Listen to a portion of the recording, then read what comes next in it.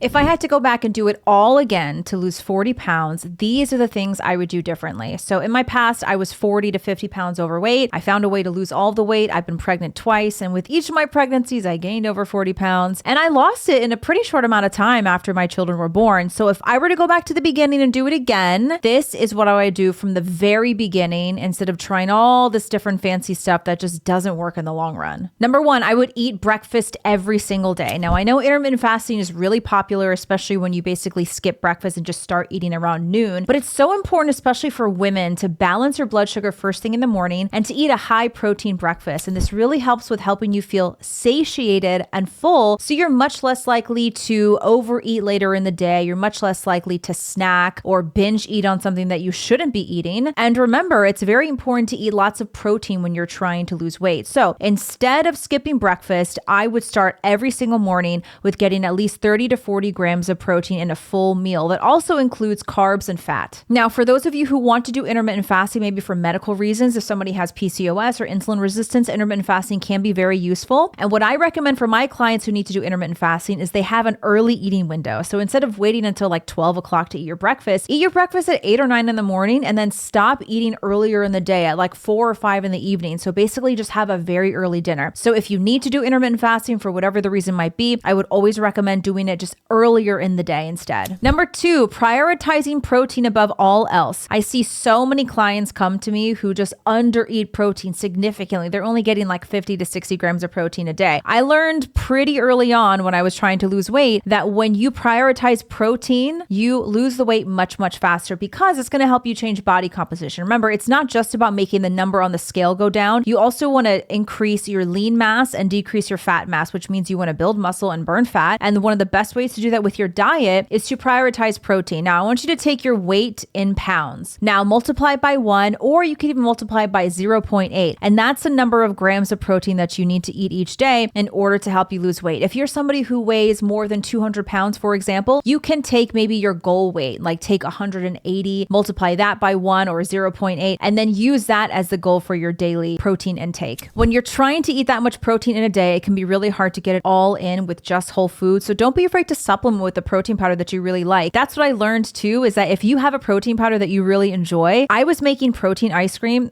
almost every single day. And it was really simple. Almond milk, a scoop of protein powder that was like 25 grams of protein, and then half a frozen banana or something. And you make it into this texture that feels like ice cream, kind of tastes like ice cream. 25 grams of protein like that once a day, that's easy. And then it makes it so much easier for you to hit your goal, whether it's like 130, 40, or 150 grams of protein a day. Number three, I would do strength training and cardio, a combination of the two. Now, a lot of people, the first mistake they make, and this is a mistake that I used to make, I used to do just tons of cardio. I thought that running every day and doing the cycling classes and doing all the boxing classes will make me lose weight faster because I'm like, oh, well, I sweat more, which means I burned more calories, right? Well, it turns out when you strength train more often, that's how you change the body composition, lean mass versus fat mass. And also, if you strength train first thing in the morning versus going for a run, you are going to burn more calories throughout the rest of the day at a resting rate than you would if you did cardio. So strength training 3 to 4 times a week at least. If you can do more, that's awesome. But I started at just 4 times a week and kept that consistently, and it made a really big difference.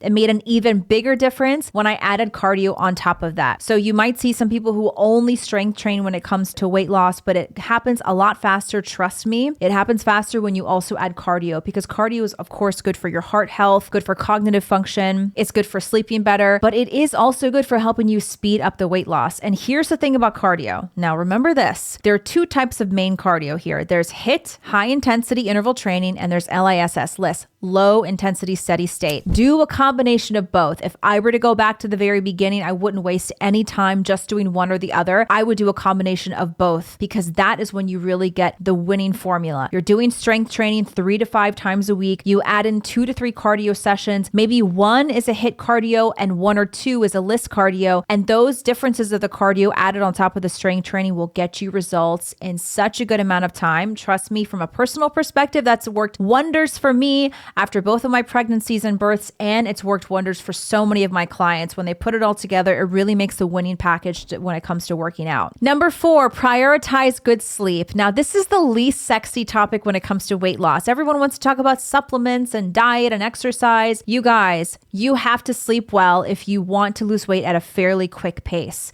Now, I know this is not what you want to hear if you're someone who just had a baby and you're postpartum or you have young children that are keeping you up at night. We'll get to that in a minute. But if you have no children that are keeping you up at night, you have no excuse not to get a good night of sleep. So stop scrolling through your phone until 1 a.m. Stop watching TV late into the night. Let me tell you why sleep is so important. So when you lack proper sleep, a couple of things happen in your brain. Number one, there are increased levels of hunger hormones, which means you're going to feel hungrier than normal and you're going to want food. And your prefrontal cortex, which is known as the CEO part of your brain, it kind of shuts down. It doesn't function at its optimal level when you are deprived of sleep, which means you make fewer rational and reasonable decisions. At the same time, the amygdala, which is known as the deep emotional center of your brain, that part of your brain lights up like crazy when you're really tired. So you put all of that together, that's a losing combo. You have increased hunger hormones, you're less rational, and you're more emotional. You're hungry, you're hangry all the time. No, you gotta sleep if you want to lose weight quickly. And I wish I had known that earlier on because I would have really prioritized good sleep. And I'm not just talking about sleeping from like midnight to 8 a.m. You wanna go to sleep earlier than you probably think you should. And here's why. Deep sleep is that phase of sleep that's the most restorative and the most restful. It's when your brain waves are the lowest. It's when your heart rate is the lowest. And it happens in the first few hours of the night, somewhere between 9 p.m. and 1 a.m. That's when you get the most deep sleep. So you want to go to bed by 10 o'clock. You want to get as much deep sleep as possible because it helps the body recover. It helps the body fully rest. And that's what helps you wake up the next morning feeling refreshed and feeling less hungry throughout the rest of the day. So turn off the electronics, stop scrolling through TikTok late at night, and go to bed and get as much sleep as possible so you can lose the weight at a good pace. Now, if you are a mom who's got young kids that keep you up all night, I hear you. I am still in that phase with my young child, my second, my baby. I know what it's like to be up throughout the night. So don't feel like you're never going to get good sleep when you're in that phase. You still have to have good sleep hygiene practices. Don't scroll on your phone too late. Don't look at the screens. Get plenty of sunshine during the days because it's going to help regulate your internal clock. Keep the temperature a bit cooler in your bedroom at night. Use all cotton sheets.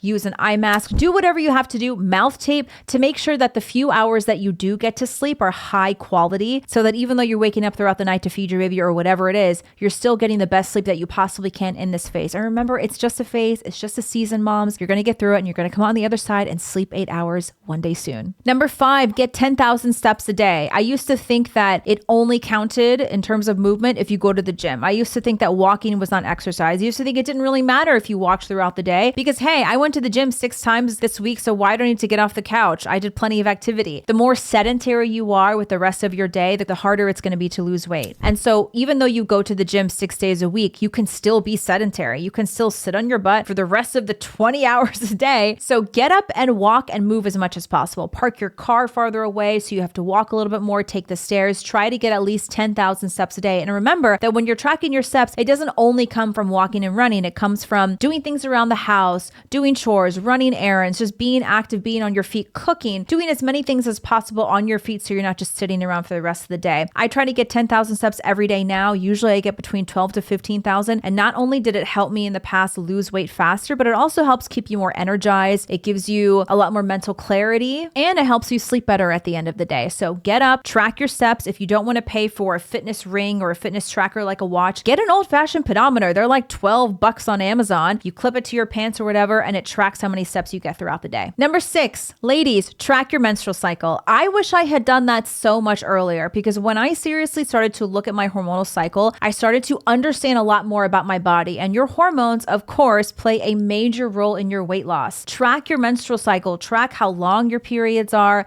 how long your luteal phase is, when you ovulate. All of those things come together to tell you a perfect picture of what's going on with your body internally. So for example, if you notice you have a short luteal phase from right after you ovulate until the start of your period, you may have low progesterone.